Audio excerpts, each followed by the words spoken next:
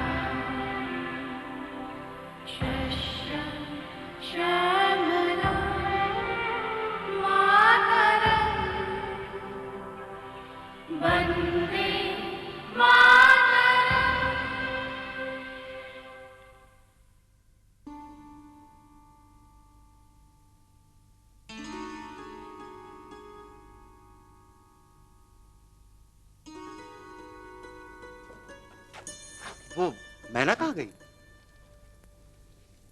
उड़ा दिया है हमेशा के लिए। आज उस मैना को आजाद कर दिया है मैंने। आजाद कर दिया?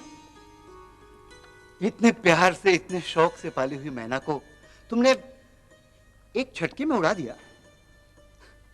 ऐसा करते वक्त तुम्हें बुरा नहीं लगा? नहीं,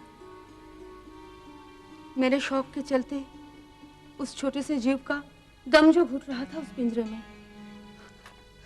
उसका दम घुट रहा था, ये तुमने कैसे जाना? क्यों?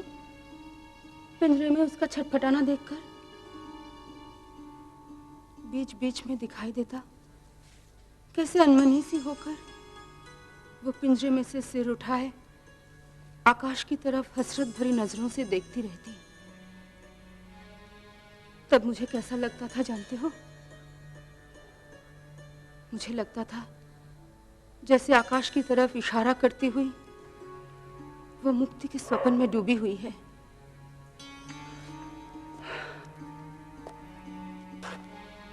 पिंजरे की उस मैना की तरह काश कोई हमारी आजादी के सपने को भी यूं ही अचानक साकार कर देता।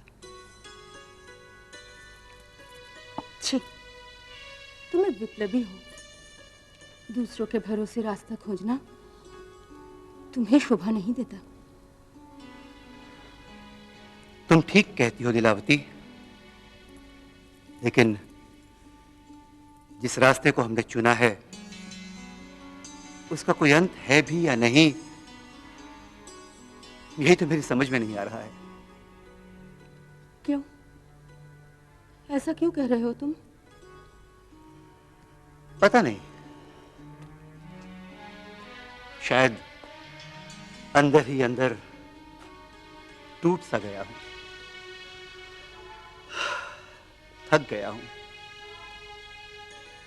पुलिस की आंखों में धूल झोंक कर अपने आप को छिपाए रखना, पार्टी का आदेश पाते ही एक्शन पर जाना, पुलिस की गोलियों का शिकार हो जाना, या फिर फांसी के फंदे पे झूल जाना। बस यही रह गया है हमारा जीवन। तुम्हारी आवाज में ये निराशा भरा स्वर, जानते हो संग्रामियों के लिए निराशा का एक और नाम है मौत। युद्ध चाहे कितना ही लंबा हो, तुम एक सैनिक हो, तुम्हारे थकने या निराश होने से कैसे चलेगा?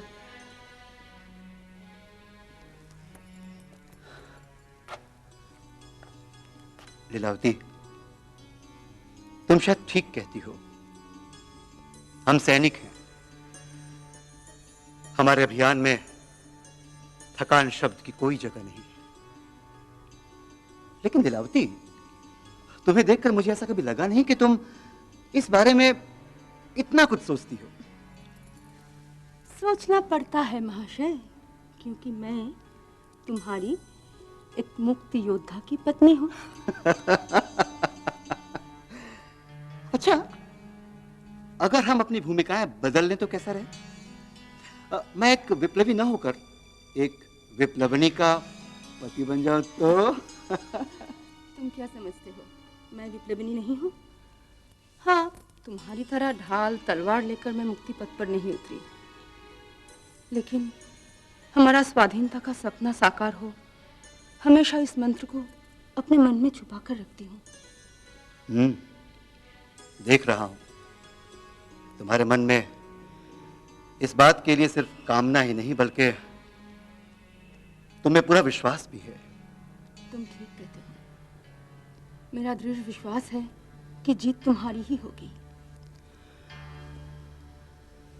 वो दिन अब दूर नहीं जिस दिन हम स्वाधीन देश के मुक्त आकाश के नीचे खड़े होकर चीख चीख कर बोलेंगे, हम सब स्वाधीन हैं। छोटे बड़े का भेद भुलाकर हम सब समान हैं। हम आजाद हैं, हम स्वाधीन हैं।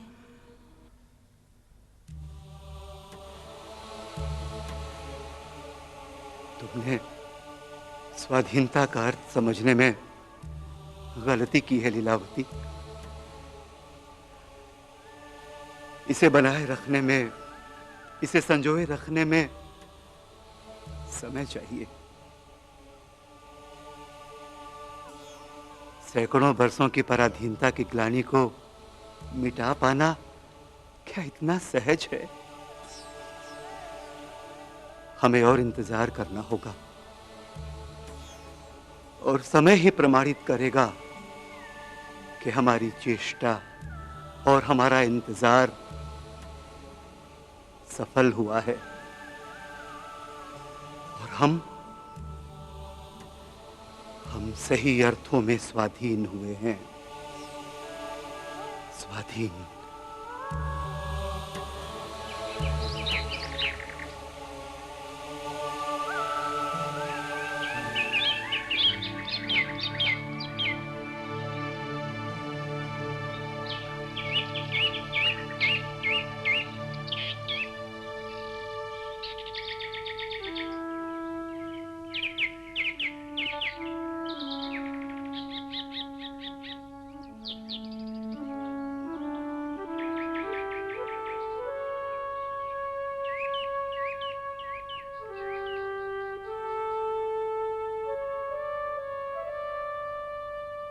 न्यूज़पेपर खोलते ही ये सब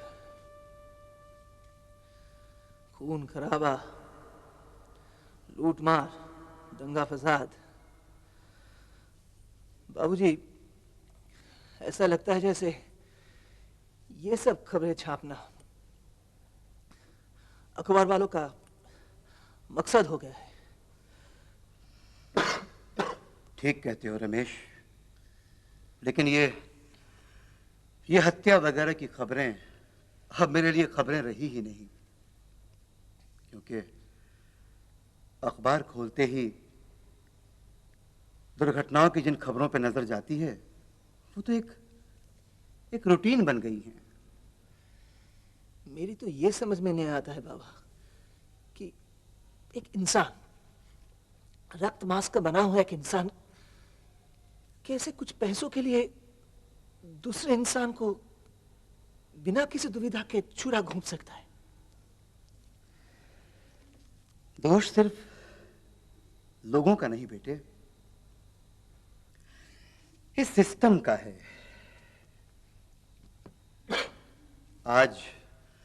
आज हम जिस समाज व्यवस्था में जी रहे हैं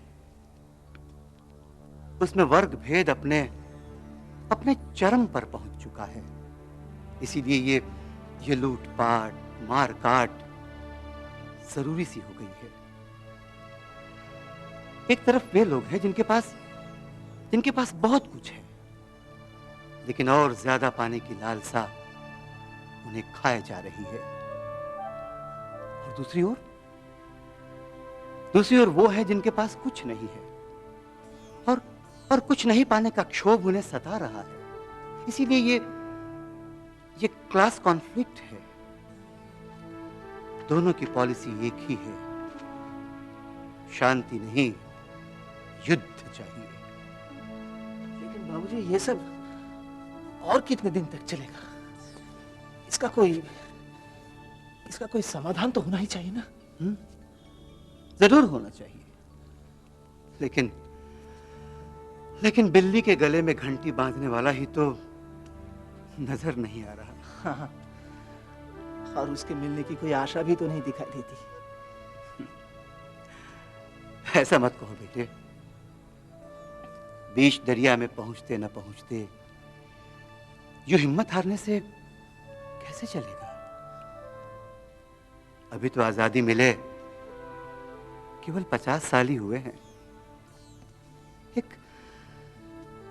एक सही समाज की रचना के लिए इतना समय पर्याप्त नहीं होता। लेकिन ये दुर्दिन भी कट जाएंगे। एक नए सूरज की रोशनी में रात की सारी कालिमा छंट जाएगी और एक नए युग का उदय होगा। लेकिन उसके लिए हमें इंतजार तो करना ही होगा ना? इंतजार ही तो हम कर रहे हैं बाबा। एक अंतहीन इंतजार। अंतहीन? ऐसा मत कहो बेटे। ये अंतहीन में एक निराशा का भाव झलकता है। लेकिन आज हमें निराशा की नहीं, उम्मीद की जरूरत है। क्योंकि इस उम्मीद के सहारे ही हम अपनी मंजिल तक पहुंच पाएंगे।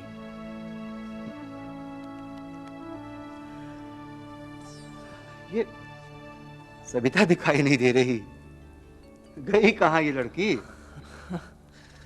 कहीं फिर सर्टिफिकेटों का बंडल उठाए किसी ऑफिस के दरवाजे पर बैठी होगी धरना देकर, किसी तरह अंदर जाने के लिए। मैं उसे समझा नहीं पाया बाबू। चाहे जितनी भी उम्मीद करो, बिल्ली के भागों छींका नहीं टूटता। पर वो मेरी सुने तब तो। देखा बाबा, इतनी देर आप अंधेरे में ही तीर चलाते रहे। बाहर से आते आते तुम्हारी बात मेरे कानों में पड़ रही थी। सोच रही थी कि उम्मीद की बातें सुनकर भैया तमतमा जाएंगे, पर नहीं, उन्होंने तो निराशा को और भी जोरों से जकड़ लिया है। ठीक ही तो किया। मेरी निराशा की 2-1 चिंगारियों से तेरी आशा का दवानल और धू धू कर जल उठेगा। हा? निराशा तो आ ही सकती है। कभी कभी तो मुझे भी यही लगता है कि देश की आजादी, देश की मंगल कामना में ही मैंने अपना सारा जीवन बिता दिया। लेकिन तुम लोगों के प्रति भी मेरा कोई कर्तव्य था, वो तो मैं भूल ही गया। तुम लोगों के लिए मैं कुछ नहीं कर पाया, कुछ नहीं दे पाया मैं तुम्हें। कुछ भी नहीं दे पाए? तो फिर किस बल पर जी रहे हैं हम लोग बाबा? हमारे पाँव के नीचे की जमीन तुमने सख्त कर दी है, इसलिए तो हम लड़ पा रहे हैं आज। You are right Savi, you are right. बाबूजी, बाबूजी, हमारी गरीबी हमारा कोई दोष नहीं। आपने हमें बचपन से सिखाया कि जीवन से भी ज्यादा ऊंचा स्थान सम्मान का है। और देखिए ना, हम लोगों के पास तो और कुछ भी नहीं है, लेकिन वो है हमारे पास। हमने उसे कभी नहीं खोया। बाबूजी, यही हमारी जीत।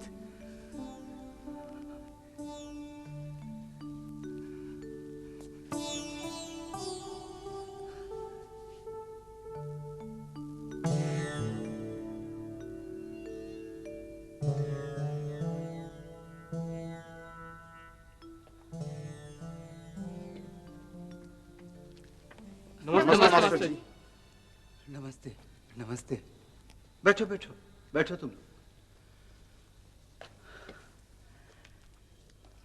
क्या बात है नवीन भाई, मैंने इन लोगों को पहचाना नहीं। जी सर, ये सब मेरे साथ विवेकानंद कॉलेज में पढ़ते हैं सर। अच्छा अच्छा, तो मुझसे कुछ कहने आए हो तुम लोग?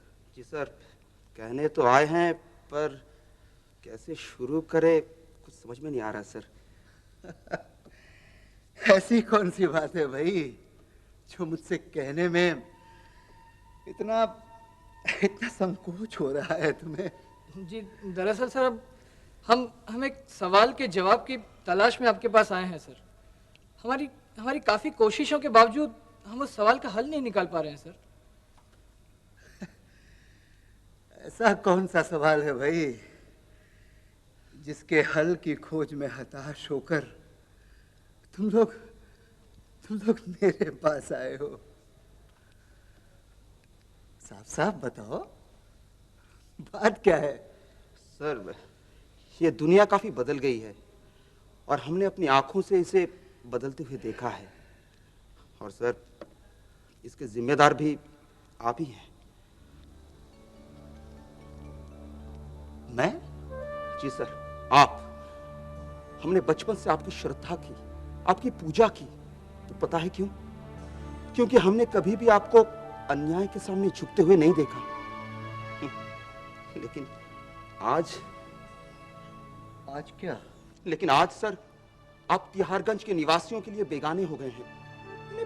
उन्हें यकीन ही नहीं हो रहा है कि आप जैसे महापुरुष उस निशिकांत जैसे घटिया आदमी का साथ दे रहे हैं, उसकी मीटिंग में हिस्सा ले रहे हैं, उसकी पार्टी की तरफ से आप कैंपेन कर रहे हैं। सर ये आपको क्या हो गया है? क्या हो गया है सर आपको?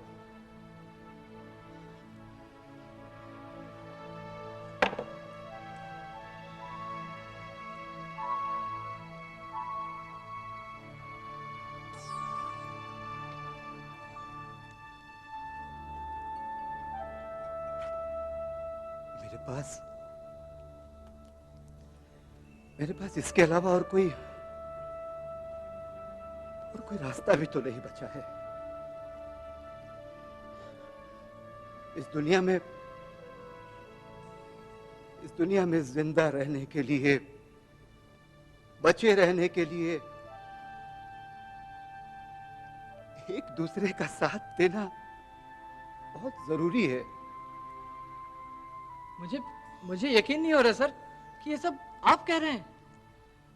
आखिर ऐसी कौन सी मजबूरी है सर जिसके लिए आप अपने आदर्शों को भूल रहे हैं? जब तूफान बहुत तेज हो ना, तो अपनी डूबती हुई कश्ती को बचाने के लिए उसकी दिशा बदलनी ही पड़ती है। मानता हूं सर, मानता हूं, मगर ये तूफान आपके लिए तो कोई नई बात नहीं है सर। इसके पहले भी आप इससे भी कई भयानक तूफानों का सामना कर चुके हैं। हम आपको अन्याय के सामने यूं हार मानने नहीं देंगे सर, नहीं देंगे। देखो बच्चों, सूर्यास्त के समय जो लोग सूर्योदय की रोशनी को तलाशते हैं ना, उनकी खोज कभी सार्थक नहीं होती। होती है सर। सूर्यास्त के साथ साथ ये धरती हर रोज जैसे अंधेरे की गहराइयों में खो जाती है, उसी तरह हर रोज एक नई आशा लेकर एक नई किरण दूर गगन पर उदित होकर इस धरती को रोशनी से भर देती है। जी सर, हम आपको निशिकांत चौधरी जैसे आदमी का साथ देने नहीं देंगे सर। हम आपको उसकी मीटिंग में जाने नहीं देंगे सर। मुझे क्षमा करो तुम लोग, मैं तुम लोगों की बात नहीं मान सकता। हम आपको जाने नहीं देंगे सर। मुझे जाना ही पड़ेगा। मैंने निशिकांत को जबान दी है। तुम लोग प्लीज मुझे माफ करो। मैं मजबूर हूं।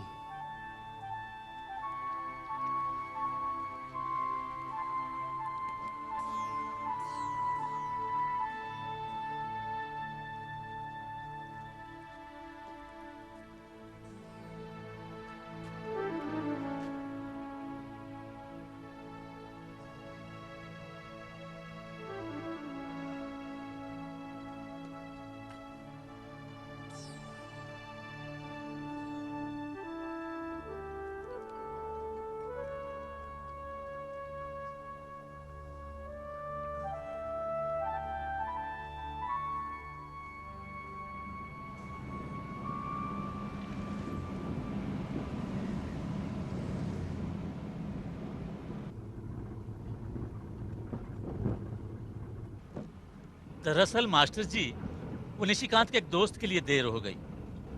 उन्हें हुसैन पर छोड़कर आ रहा हूं। मैंने कई बार कहा कि मास्टर जी नाराज हो जाएंगे, मुझे वहां जाने दो, पर कहां कौन किसकी सुनता है।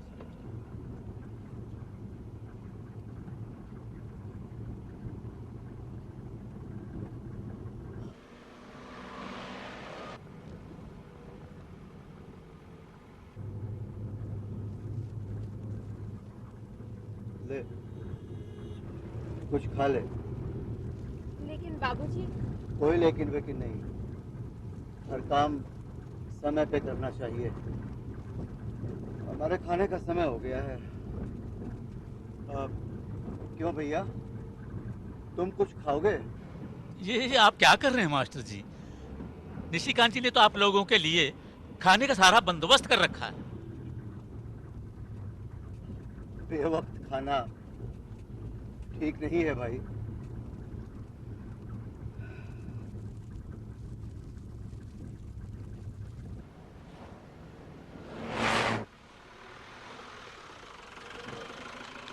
आइए आइए, नमस्ते सर, नमस्ते। आप हमारे गरीब खाने में आए, सचमुच ये हमारे लिए परम सौभाग्य है सर। मेरे ख्याल से काफी देर हो चुकी है निशिकांत। मेरे ख्याल से अब हमें और वक्त बर्बाद न करके सीधे अदालत पार्क चलना चाहिए। ये कैसे हो सकता है सर? आप मेरे घर अपने चरणों के धूल रखे बगैर चले जाएंगे? नहीं सर, नहीं, ऐसा मत कहिए सर, मत कहिए। तुम्हारे घर मैं फिर कभी आ जाऊंगा। सर क्या है, वो मेरी पत्नी ने आप लोगों के लिए बड़े आदर से मामूली सा आयोजन किया है। सर वो बेचारी। मैंने कहा था ना निशिकांत कि दोपहर का खाना मैं ठीक 12 बजे खा लेता हूं। जी। देखो, तुम हम लोगों की फिक्र मत करो। मैंने और सविता ने रास्ते में कुछ खा लिया था। सर, अब मेरी तुमसे एक ही विनती है, मीटिंग ठीक वक्त पे शुरू हो, वरना। जी मैं कोशिश करता हूँ। अरे फरीक सुनो, सर को अदालत पर ले जाओ और देखना वहां जाकर इन्हें कोई तकलीफ ना हो। और सुनो, बैठने का इंतजाम भी कर देना। हम आते हैं, बस पीछे पीछे आते हैं। चलो।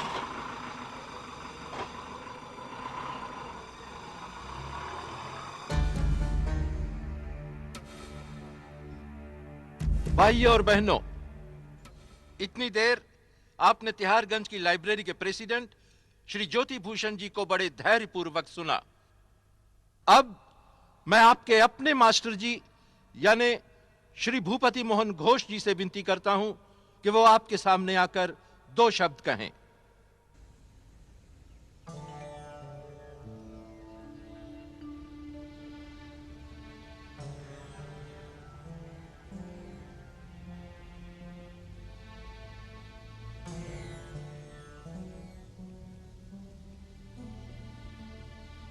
बहनों और भाइयों, नमस्ते। आज मैं यहाँ आप लोगों के सामने क्यों आया हूँ, ये बात तो आप लोग समझ ही गए होंगे।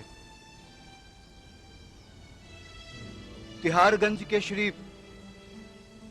निशिकांत चौधरी पिछले कई साल से विधानसभा चुनाव में खड़े हो रहे हैं।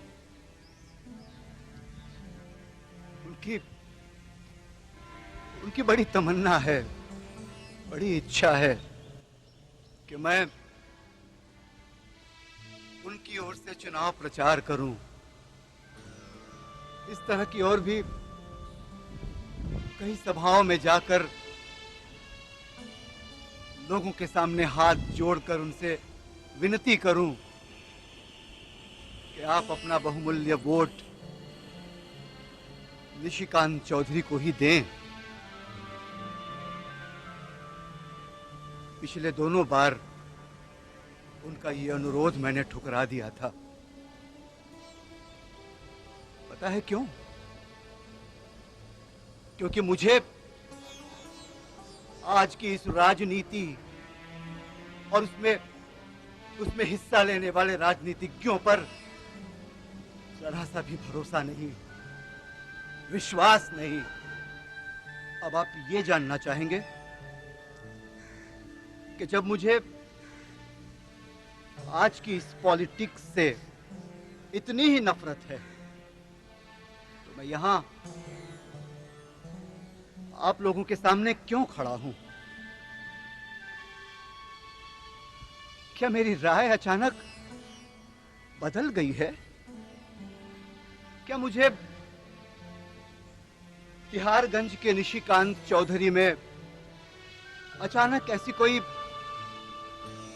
अलौकिक बात नजर आ गई है जो पहले कभी दिखाई नहीं दी?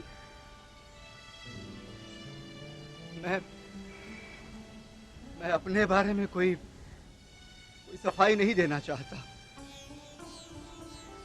आज जो मैं इतने साल बाद इस सभा में सिर झुकाए आप लोगों के सामने खड़ा हूं,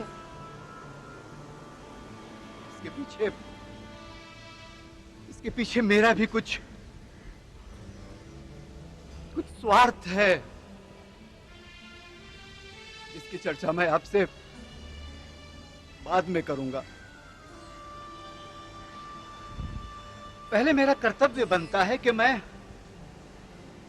महान पुरुष निशिकांत चौधरी के बारे में आप लोगों को कुछ बताऊं, कुछ जानकारी दूं। निशिकांत चौधरी पिछले 4-5 साल से अपने पॉलिटिकल एजेंट के साथ लगातार मेरे घर पे आ रहे हैं। समय की पाबंदी तो कोई इनसे सीखे। 7 बजे का समय देते हैं तो हाजिर होते हैं 12 बजे। आज भी सुबह 8 बजे इन्होंने मेरे घर पहुंचने का वादा किया था। गाड़ी भेजी जरूर, लेकिन 11:30 बजे। ये सभा शुरू होने वाली थी 2 बजे, लेकिन शुरू हुई 3:30 बजे। ये भी क्या करें, बड़े आदमी ठहरे, बहुत बहुत व्यस्त रहते हैं बेचारे। लेकिन जरा आप ही सोचिए, अगर ऐसे लोग विधानसभा में पहुंच जाएं, इस देश का क्या होगा? सर, यहाँ आने से पहले सर ये आप क्या कह रहे हैं सर? तिहाड़गंज के कुछ विद्यार्थी मैंने तो देरी के लिए आपसे माफी मांग ही ली सर। मुझसे मिलने आए। कितने आदर्शवादी हैं, अपने देश से कितना प्यार है इन्हें, भारतवर्ष की कितनी चिंता है इनको, और स्वार्थ से कोसों दूर। आज इस सभा में आपके बीच मुझे वो लोग भी नजर आ रहे हैं। इन लोगों ने मुझे इस सभा में आने से बहुत मना किया, और आपके सामने बैठे महान नेता निशिकांत बाबू के बारे में कई अनोखी बातें बताई। सबसे पहली बात तो ये कि निशिकांत बाबू ने देश प्रेम और राष्ट्रहित को ताक के रखकर शहर में ऐसे कई धंधे फैला रखे हैं जिनकी जितनी भी निंदा की जाए कम है। समाज को दूषित करने में ये अपनी शान समझते हैं। सिर्फ इतना ही नहीं, मैं आप लोगों को कुछ और भी बताना चाहता हूं। मैं बर्बाद हो जाऊंगा, मैं पूरी तरह बर्बाद हो जाऊंगा। मुझ पर दया कीजिए सर, प्लीज दया कीजिए।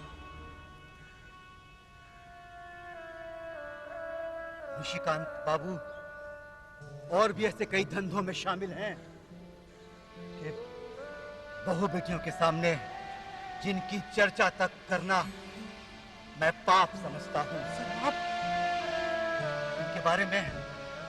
इनके बारे में मैं जो कुछ जानता था मैंने आप लोगों को बता दिया। देखा आपने, देख लिया सच कितना कड़वा होता है। इसके बाद भी अगर आप लोग इनको अपना प्रतिनिधि चुनना चाहते हैं, शौक से चुनिए, अपना वोट आप इन्हीं को दीजिए।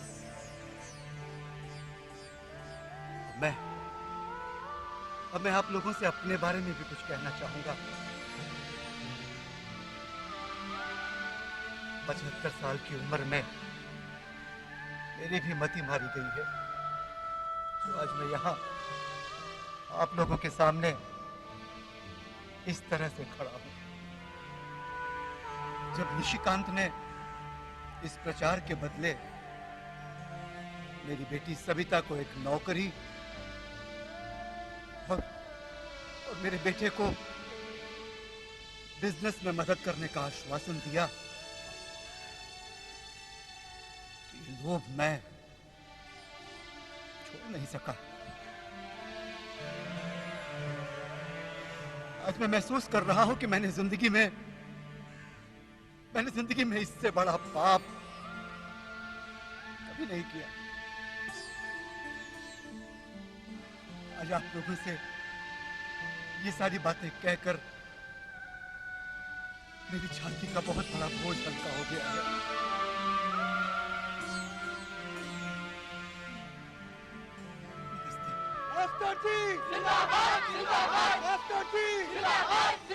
अरे मेरा नाम भी निशिकांत है और मेरे ही साथ बेईमानी। भूपति मोहन ने सांप के बिल में हाथ डाला है, डसना तो तुम्हें सहना ही पड़ेगा, और उस जर्जर शरीर के लिए तो एक बार डसना ही काफी है। क्यों चंद्रनाथ, क्या कहते हो इंद्रशेखर? अरे डसना क्या सर, फन देखते ही उसके हार्ट की बैटरी फेल हो जाएगी। वो तो है ही, लेकिन मुझे उससे शांति नहीं मिलेगी। बेईमान को तिल तिल कर मारना ही होगा। चुनाव तो रस से भरपूर एक पका हुआ फल था सर। सिर्फ पेड़ से टपकने का इंतजार था, जिसे इस बूढ़े ने ठोकर मारकर सारा रस निकाल दिया। अपने फल की यह हालत देख अफसोस मत करो चंद्रनाथ।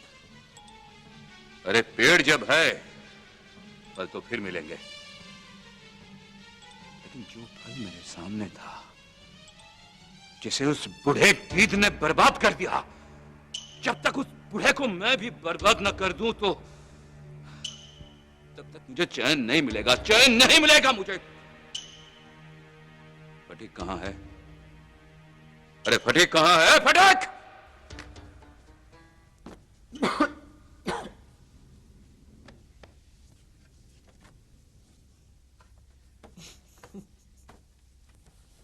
बस बस, तेरी खींचतान में कहीं ये चादर ही ना फट जाए। हाँ, फट जाएगी, जैसे पहले ही साबित है ना। हाँ, अगर चादर साबित रहती तो तेरे गुण छुपे रहते। मतलब अगर चादर साबित रहती तो रफू करने की तुम्हारी असाधारण क्षमता को कौन पूछता? अच्छा। जानती है सभी, बहुत दिन बाद आज ऐसा लग रहा है जैसे ये जिंदगी बेकार गुजरते गुजरते अभी खत्म नहीं हुई, और हमारी जो जमा पूंजी है ना, उससे और कुछ दिन हम सर उठा के जी सकते हैं। जमा पूंजी? हाँ, जमा पूंजी। देख देख, हम लोगों के पास तो धन दौलत, बैंक बैलेंस कुछ भी नहीं है, लेकिन एक ऐसी चीज है हमारे पास, एक ऐसी दौलत जो सूरज के प्रकाश की तरह दूसरे नक्षत्रों के प्रकाश को धूमिल कर देती है, और वो है आत्मसम्मान। तुमने ठीक कहा भैया। बाबूजी के साथ मीटिंग में जाते जाते मैं भी यही सोच रही थी। सच?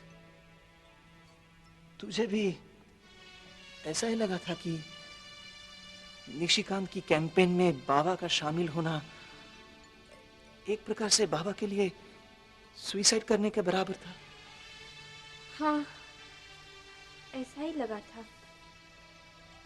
बाबूजी अगर अपने आदर्शों को त्याग देते, फिर जिस सम्मान के बल पर हम लोग आज जी रहे हैं वो खो देते, एकदम कंगाल हो जाते। फिर लोगों को क्या मुंह दिखाते? लोगों की बात छोड़, ग्लानि से क्या हम अपनी ही नजरों में छोटे ना हो जाते? हमारा विवेक हर वक्त में कचोटता। क्या यही है तुम्हारे बाबा? यही है उनकी सत्यनिष्ठा? यही है उनके आदर्श? पर नहीं, आज बाबा के लिए हम सब सर उठा के जी सकते हैं। हमें गर्व है कि हम भूपति मोहन की संतान हैं, जिनके आदर्श के सामने अभाव भी सर झुकाता है, जिनके आत्मसम्मान के तेज के सामने हर जरूरत फीकी पड़ जाती है। हाँ सविता, हम उन्हीं भूपति मोहन की संतान हैं।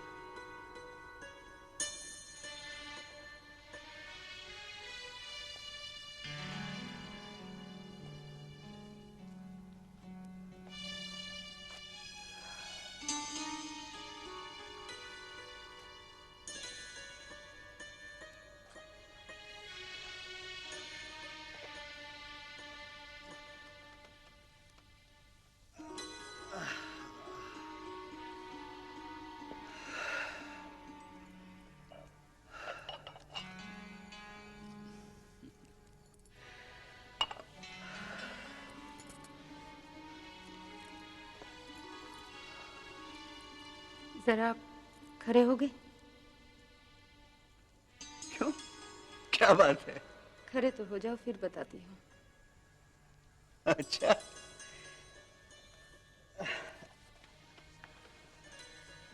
लो भाई। अरे नीला, ये क्या कर रही हो तुम?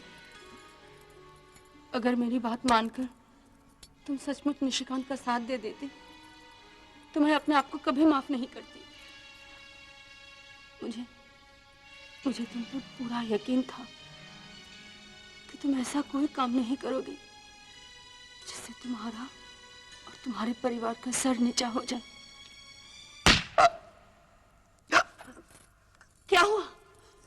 क्या हुआ तुमको? सुनो तो, कुछ तो बोलो। हम जीत गए लीलावती। सविता, रमेश, हम सचमुच जीत गए। क्या हुआ बाबूजी? माँ, क्या हुआ बाबूजी को? बेटे, तुम्हारे बाबूजी को किसी ने उसकी किससे गोली मार दी है। तुम लोग जाओ, जाकर एक डॉक्टर को ले आओ जल्दी से। इसकी जरूरत नहीं, तुम दोनों मेरे पास आओ। डॉक्टर आके मुझे बचा नहीं पाएगा। बाबूजी, बाबूजी, हम डॉक्टर को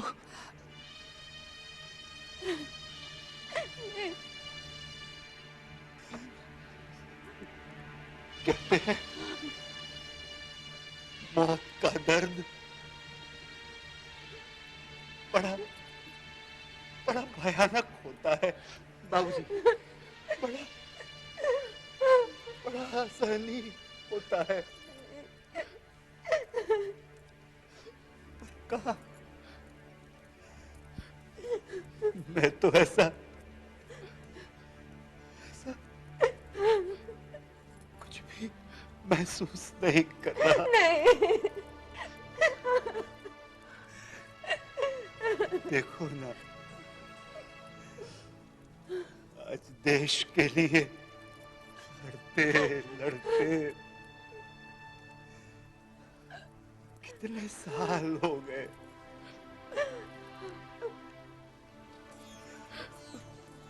और देखना तुम लोग, कल का सूरज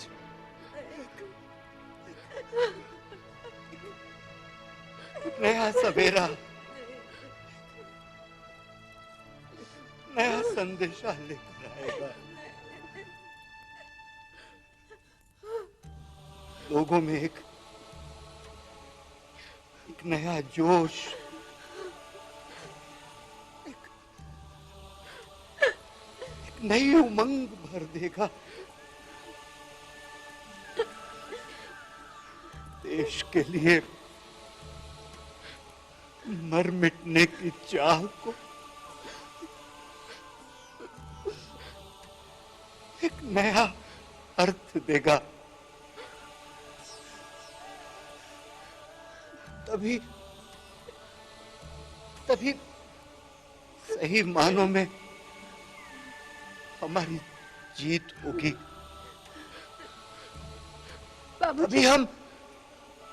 तभी हम विजयी हो। नहीं।